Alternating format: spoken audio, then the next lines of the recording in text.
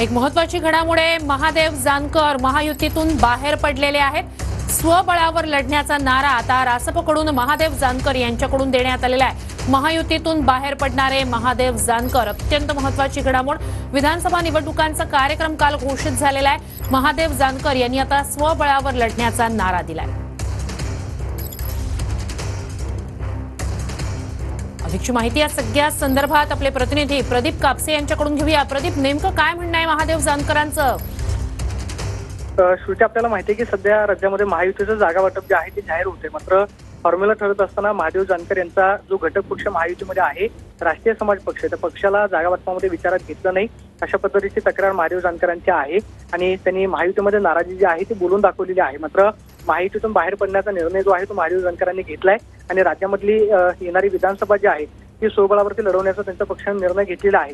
288 जागावरती राष्ट्रीय समाज पक्षाकडून तयारी जी आहे ती केली जाते। 1 ते 2 दिवसांमध्ये त्यांची पहिली यादी जी आहे ती सुद्धा जाहीर होणार आहे। मात्र महादेव जानकर जे आहेत ते महायुतीतून बाहेर पडणार आहेत। आपल्याला माहिती आहे की महायुतीमध्ये महादेव जानकरांनी परभणीची लोकसभेची जागा जी आहे ती लढवलेली होती आणि त्यांच्या खरं तर प्रचारासाठी स्वतः पंतप्रधान नरेंद्र मोदींनी सभा जी आहे ती घेतलेली होती।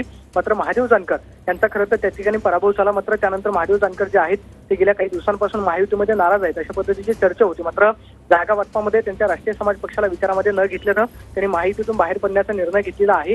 1 ते 2 दिवसांमध्ये त्यांची पहिली यादी जी आहे ती सुद्धा जाहीर होणार आहे। मात्र राज्यामध्ये स्वबळावरती 288 जागा ज्या आहेत ते राष्ट्रीय समाज पक्षाकडून लढवल्या जाणार आहेत। आता महादेव जानकरांची खरं तर मनधरणी जी आहे ती महायुतीतून केली जाते का ते पाहणं महत्त्वाचं असणार आहे। मात्र तुर्तास त्यांनी निर्णय घेतलेला आहे तो म्हणजे महायुतीतून बाहेर पडणार आणि राज्यामधली विधानसभा जी आहे ती स्वबळावरती लढवणार।